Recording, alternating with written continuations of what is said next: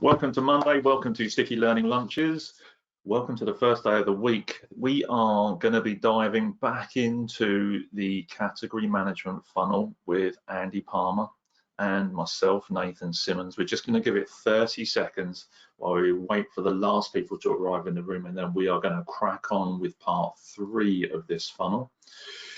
Let's just give us a moment to make sure everyone's here. Let's get everyone set up for success right now. First of all, before we get introductions and the recaps, mobile phones, let's make sure they're on flight mode. Let's zero out the distraction and get 100% attention on what it is we're doing right here in this investment in ourselves and the businesses that we love and work in. Secondly, making sure that we've got our hydration in place.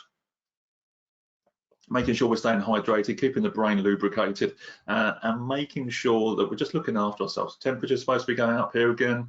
Let's make sure we're looking after ourselves physically so we can increase what we're doing mentally. Third part of this then is fresh page, fresh thinking. We're going to be covering some new ideas that potentially you haven't seen before, that may be there to support you invigorating what it is you do inside your business. And this page is going to be those things that you want to remember. So whether it's things that Andy says or questions that I ask or questions or ideas that we share with each other in this group, that we want to take a note of that so that we can go back and remind ourselves and remember what it is by rereading these ideas. That just helps take our thinking up another level and keeps that learning sticky, which is the whole idea of MBM. Ready for this, Andy? Ready, Nathan. Good. So, welcome to today's Sticky Learning Lunch with me, Nathan Simmonds, Senior Leadership Coach and Trainer for MBM. Also joined by Andy Palmer, expert in category management, who's going to be delivering part 3 of today's session. We are the leadership development and soft skills provider to the grocery and manufacturing industry, MBM, making business matter. And it's all about making that learning stick, as I said earlier. Andy, day 3, all yours. Where are we going to next? Thank you, Nathan. Roy, as you said, we're going to go stage 3, which is getting into the crux of understanding our supermarket or our channel or whatever route to market that we've got. So brief recap on what we covered at the back end of last week. Came in at the top of the funnel, talking about agreeing targets, where we looked at this stuff around here: weight of purchase, frequency of purchase, penetration, selecting a target that you can focus all your efforts and resources and time into achieving. From there, we then came down into Thursday and we talked about understanding your shopper. Exploded that apart and started talking about shopper, preparers and eaters, those 3 very distinct groups with a nice overlap. And again, more better understanding how we can use things like pen portraits or purchase decision hierarchies to get into the crux of what their motivations are, what their barriers are. Today, we're continuing down, and stage 3, we are looking at knowing your supermarket or knowing your channel, depending upon the market you're in. So this one, kind of on face value, is pretty almost self-explanatory. The bit I want to just try and take thinking a little bit further, that actually, if you've got an alignment of the recommendations that you want to make and you're not getting them over the line, it's about making sure that you understand your supermarket as well as you can, that you're then making recommendations that are aligned with their thinking and that's in line with the buyer's KPIs, to ensure that you're just setting yourself up for success. We've seen it so many times that we've seen suppliers going in and they're making recommendations that suit their business. Sometimes they suit the customer, shopper, the preparer, the eater, but what they're not doing is fitting perfectly with that corporate requirement or that need that the buyer has. And the buyer, when we're talking about the buyer, we're talking about the person sat in the retailer's head office making the decisions, responsible for these purchasing decisions. So all of the recommendations we want to make sure they're absolutely aligned with what they need. Now, what in reality does that look like? It looks like you guys more better understanding their needs. So the needs of the buyer, and we can come at that from their personal point of view by understanding what their targets and their goals are for their categories that they own. And at the same time, more better understanding the corporate requirements. So we look at corporate social responsibility. We can look at the retailer's overall vision or overall strategy. That way, when we're then coming down, we're making our recommendations to absolutely fit with what works for them. I've seen this before where a supplier was trying to drive, spend into the category. They're trying to trade people up and move them up through various tiers, trying to expand weight of purchase, weight of consumption. and all the recommendations were aligned to achieving that. That was their target. The challenge that they had was that the supermarket was trying to really push through a period of value for money. They were trying to almost kind of position themselves in the market that they had good value for money, and actually how they were trying to set up and manage their particular area was looking to achieve those things. So in one hand, we've got let's drive value for money. On the other hand, we've got the supplier trying to drive spend. And as you can imagine, there was a conflict. As the suppliers were coming in, or the supplier was coming in and making their presentations and their recommendations, it was no, doesn't work, not going to work for us right now, maybe one for the future, etc., etc., etc. You may have experienced these pushbacks and these challenges. You can more get yourself set nicely by making sure that you know what the buyer's requirements are, what the retailer's requirements are. Once you've got that, then you're making recommendations that just align perfectly with their category requirements. How can you do that? It's reasonably straightforward. This isn't a massive, complicated part of the funnel. It goes without saying that you're going to be attending conferences, whether that's ones run by the retailer or run by someone like the IGD, who do some superb conferences each year to get really into the importance of that particular retailer strategy. You could do something very, very pragmatic and set up something like Google Alerts, where every day or every week, you could dictate this yourself, every day or every week, you would get an alert come through to your inbox, giving you the most up-to-date relevant news that's coming out of them. So as they're issuing press releases and they're making statements in the media to the city or what have you, you can ensure you're at the absolute forefront of that. Likewise, in the UK, we've got something called Cam City, where we get key account management news that's collated from various different data sources. And again, you can have something like that delivered to your inbox, so you're absolutely at the forefront of knowing what's going on out there. Again, what's going on out there? It's down to you as well. Can you get out to store more often? Can you challenge your colleagues to become the eyes and the ears on the high street, so you can see what's going on, see what's happening in other categories, and get a feel for the things that are moving, for you to then say, actually, that's going to work with us. And then it's about those discussions with the buyer around, here's what we're suggesting, here's why we're suggesting it, here's the background data to back it up, and we know it's aligned with your strategy because we're listening. Once you've got that, your credibility goes through the roof. The buyer knows you're there, and you've aligned yourself nicely with their requirements. So, Nathan, is that making sense so far? I'm just kind of appreciate scratching the surface as ever with our half hour that we have. Yeah, for me, it's making absolute sense. I guess the key thing to take it into, and I'm already coming up with some ideas and concepts in my head, but now, have you got any examples of where this understanding has had a significant impact on a change when delivering to a supermarket? Yeah, it's something I'm going to get into. So yes is the short answer. The slightly longer answer is something that I'm really looking forward to covering on Thursday when we get into understanding credibility. And it's those suppliers that are going in with that stuff in their head and able to articulate it, that they understand the shopper, they understand the supermarket, their credibility is absolutely through the roof, and the buyer's going, do you know what, you are the guys I'm going to listen to. So I'm going to sort of fudge it and say, yes, I've got a brilliant example, let's talk about it more in the next couple of days, because it's just going to be the most appropriate time to expand on that. It's all going to be about credibility. Amazing. And the thing is, it links back to some of those conversations that I've been having around negotiation skills, coming back to some of the sales stuff that we looked at with Jeff Birch in previous sessions as well. You don't need to have lots of data. You don't need to have lots of information. You maybe need to have 2 or 3 of the really high level things and understand what's important to the person that you're talking to when you're going in to have that conversation. And okay, I've got these points of reference for the buyer, for the supermarket. I've got these points of reference for the shopper, the preparer, and the eater. And I'm starting to fall in love with what's important and the problems for each of those individuals. And I'm creating an opportunity or a product based on that solves all the issues for all these people. Absolutely. I'm going to send a little bit of my content for later on in the week, but it just feels really now appropriate to drop this one in. We've all done it, and I know I used to, and I still see a lot of suppliers doing it now, where they're rolling in with their PowerPoint decks and they've got 120 slides with 50 or 60 recommendations, and they've worked hard. They've lovingly crafted and created all of this stuff.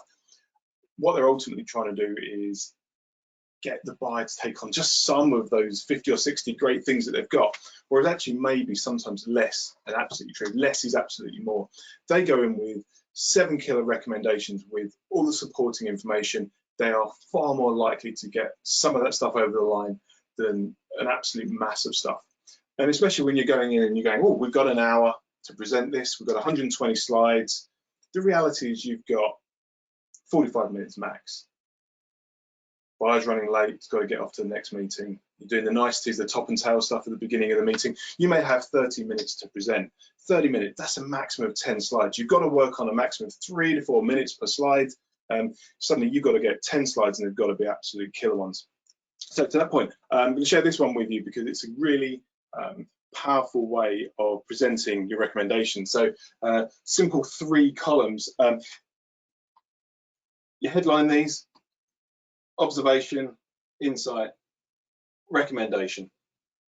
So what you're doing here really nicely is telling them what the observation is. You've got your charts, your tables, you've got your supporting evidence.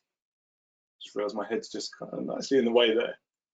You've got your charts and your tables and your graphs. That's where you're going to get your observational stuff. Market shares doing this, market shares doing that, penetration's up, penetration's down. The pure observation stuff. Then we come into the insight based off the previous observation, the reason why penetration is up, the reason why market share is down. We've got our observation, we've got our insights that we're then drawing from that, and then we've got our recommendation that we're making off the back of our insight. And our recommendation is, we suggest 3 new promotions that are going to drive X amount of additional sales to achieve our. So putting it under the heading of observation, insight, and recommendation can just allow the audience, whoever that person is or group of people is, to quite clearly and quickly see the stages that you're taking, the process that you went through, right through to, hey, I get the recommendation because I've got the backup behind it. Does that make sense?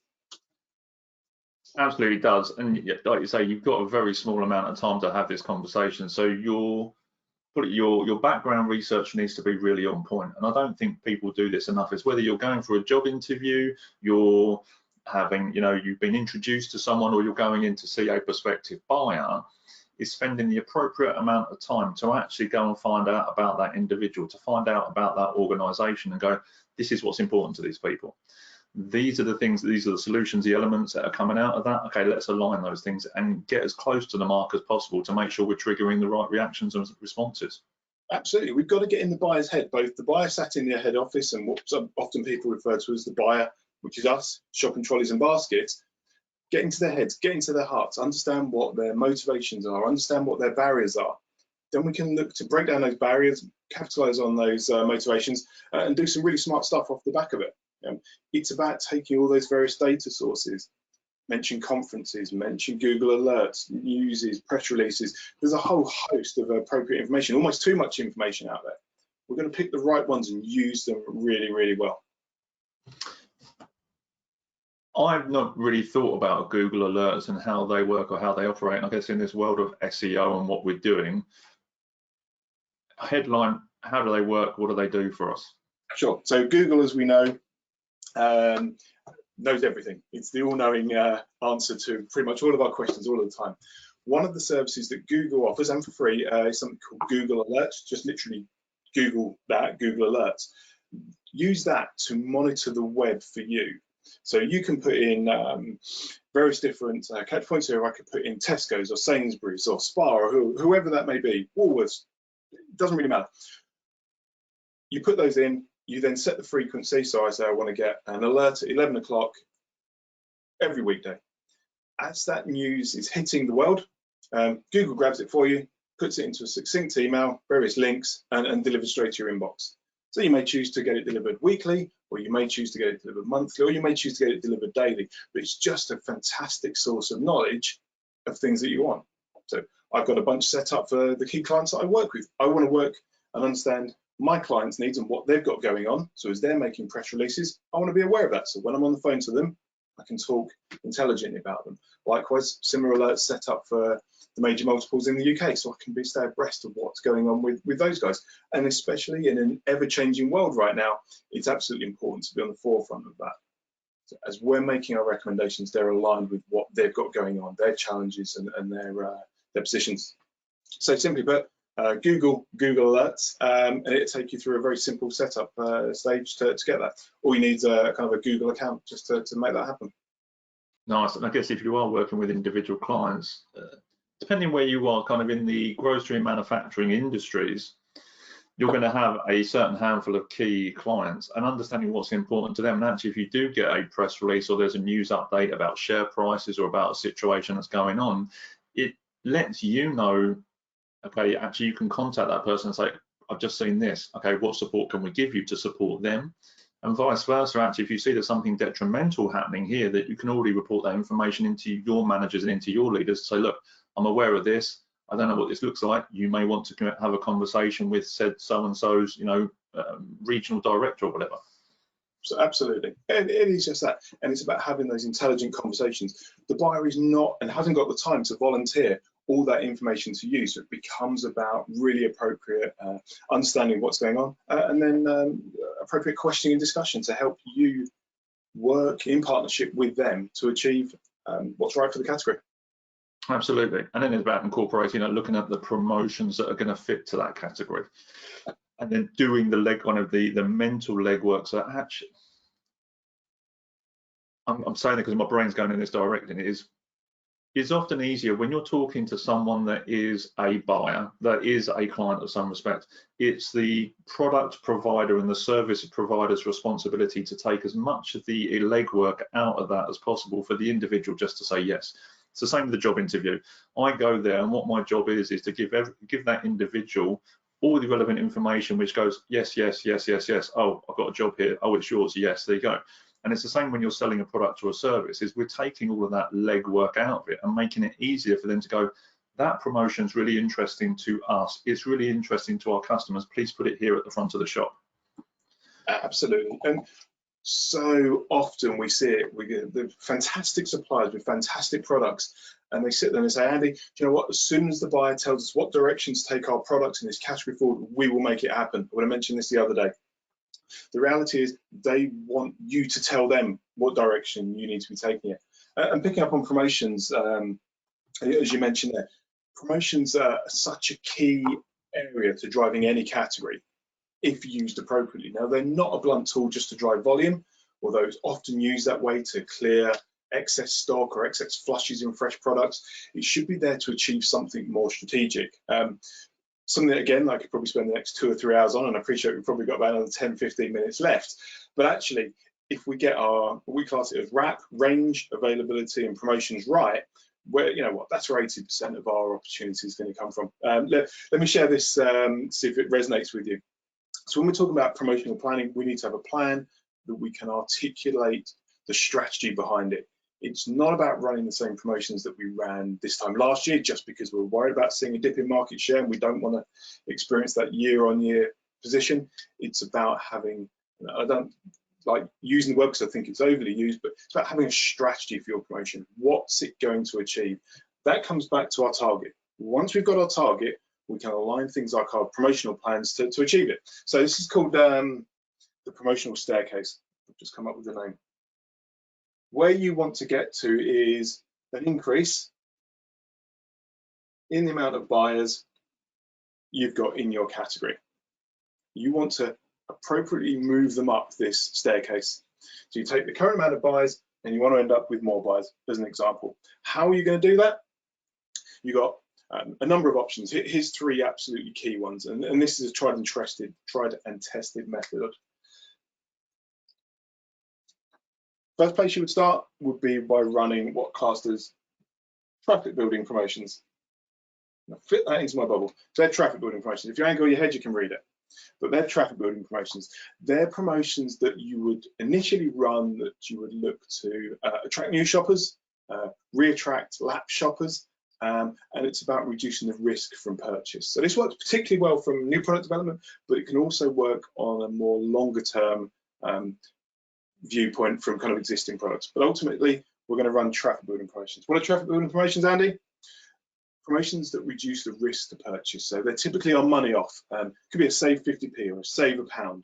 Something that reduces the risk and encourages that trial or encourages that new purchase. You run a traffic building promotion, and then an appropriate amount of time later, you would then run something called a transaction building promotion. Transaction building. Transaction building will be looking to expand consumption, looking to expand the amount of spend on that particular product or product area. So this could be a 2 for a price promotion, 2 for £5, 2 for £10, 3 for £10, those kind of things, and typical kind of multi-buy activity, being careful not to overdo those. Attracting shoppers, get them spending more, and then move them into rewarding loyalty. So this is about loyalty up here. And these type of promotions could be something that offers something for free, 33% off or 33% bigger pack, better value. So what we're doing is getting new shoppers, getting them to spend more, and then rewarding their loyalty, and then repeating this cycle. And the point of doing this and showing this to a buyer is because what you're looking to do is demonstrate that you've got a process and a strategy behind your promotional planning.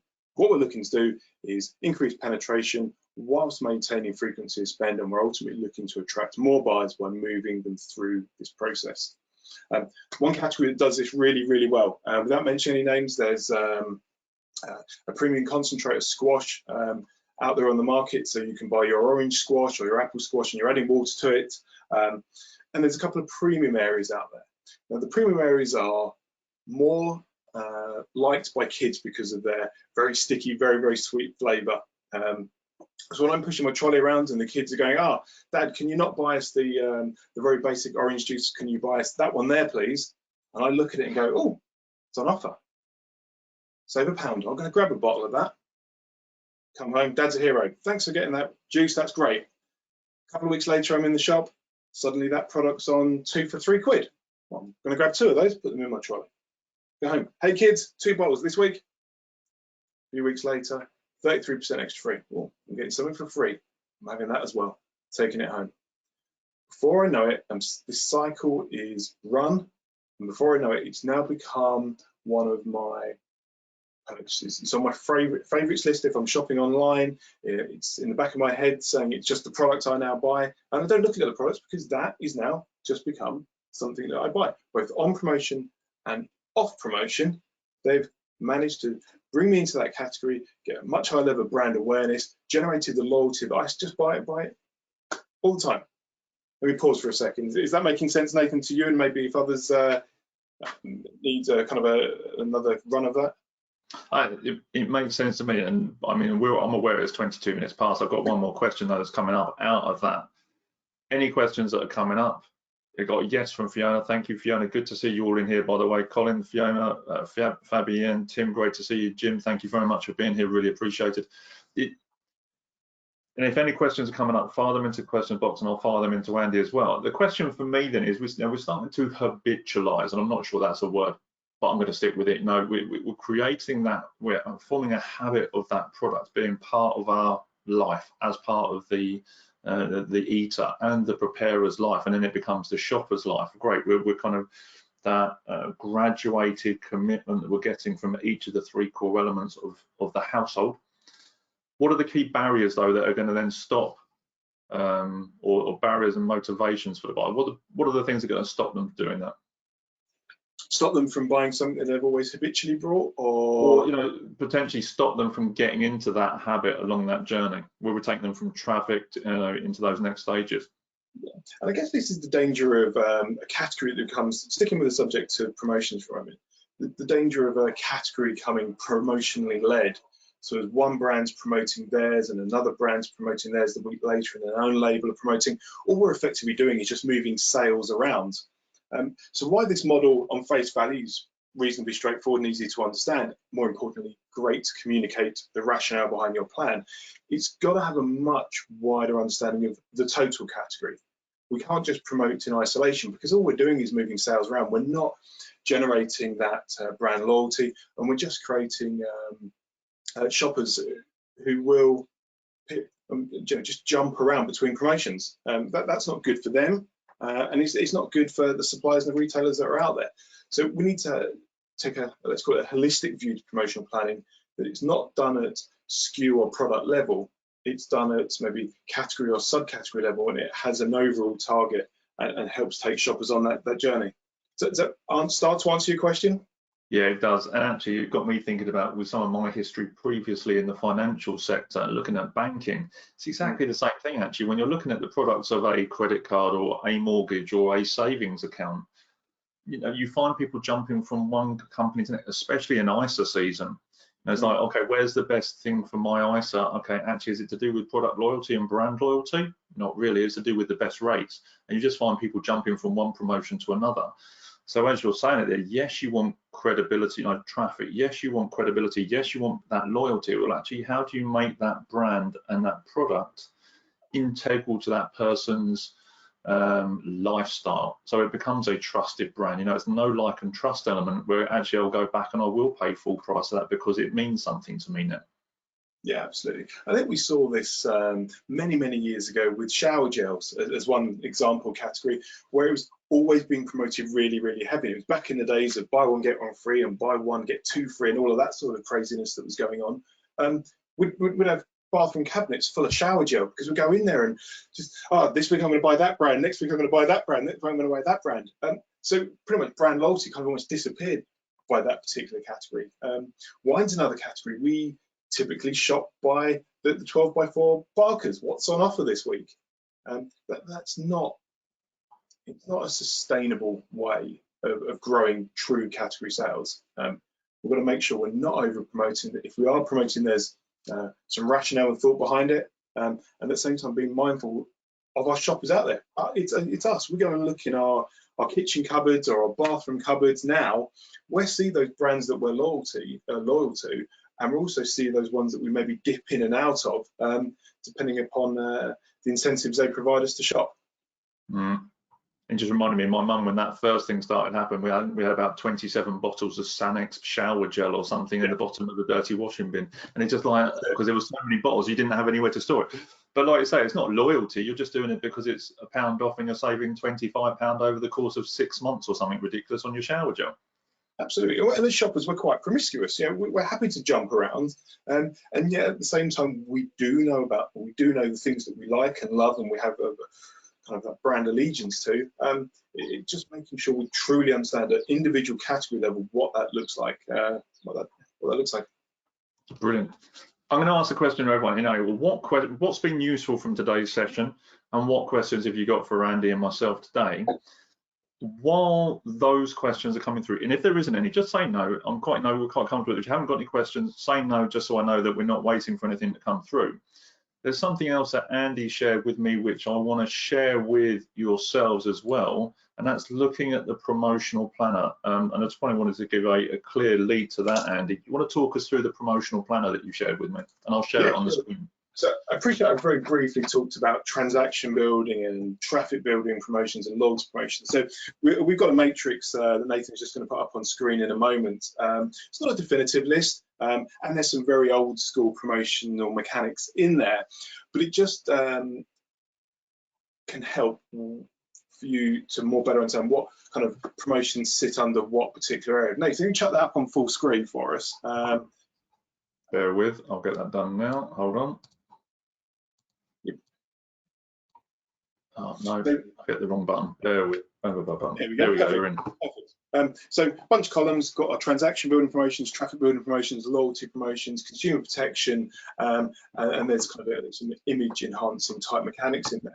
You can look at those promotions are in there, and as I said, not a definitive list, just more there as a concept, more there for the example to help you see the difference between each. Once you've got them, you can then select the type of mechanic or one that more fits with your particular area, and you can have a rationale that sits behind it. So if anyone's interested in seeing or getting a copy of that matrix, just type matrix in the question box and we'll get that sent over to you afterwards. But it's there just to help provide that thought and that rationale behind the promotional planning, as opposed to what typically happens is, why are we doing that promotion next week? It's what we did last year, so we must do it again. It's not right. Good. So I'll just put, as you were saying that, I'll just put a comment in there saying, just let us know and we'll send this out to you by email. Colin said yes, he'd like this, so we'll send this out to Colin. Fiona, good refresher, or this is a comment from Fiona, good refresher, thank you, glad it's hitting the mark and keeping your thinking going in the right direction. The idea is we want to share ideas, concepts that are going to help you get the best out of your category, that are going to help you, it's not even squeezing every ounce out of your business, it's actually making your business more nutritious and more wholesome for every client that you've got coming in. That's just going to help you take it into the next level. That's the important thing. And with however many years that you've got, Andy, inside category management in the grocery sector, combined with mine, as well as the leadership development aspect to grow the business, this is the stuff that's going to move it forward and really and make it even more robust for the future. Absolutely, yeah, agreed. I don't think there's any questions coming in. I'm just going to come out of full screen and stop sharing there. Andy, great session for me. We've hit 1:30 on the nose. Everyone, thanks very much for being here. Andy, thank you very much for your time today. Massive value. Look, the other parts I'm going to say, as always, we're going to get the links up in the chat box in just a second. We have got the coaching card. So the next thing for me is the coach talk to you all about is the coaching cards. Got the category management questions. So this takes you through the 7 stages of the funnel. These are the questions that Andy asked himself and yourself when working in these spaces.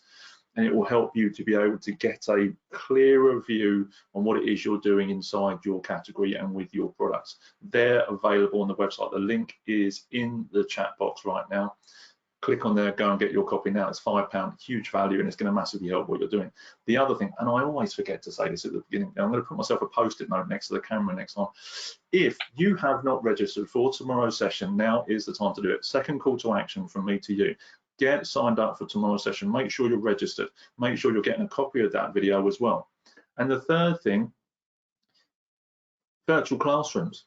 Now, if you're getting value out of these sessions and how they're helping you, and you know someone in your business that's going to benefit from this, if that's as in a account manager or one of the category management team, whatever it is, have a look at the virtual classrooms, have a conversation with the team, get an appointment with Andy to talk about how we, MBM, Andy with his expertise, can help you to grow your area of and diversify your business and get better results. Now is the time. Click that link, have a conversation with Andy, and we can help you do that.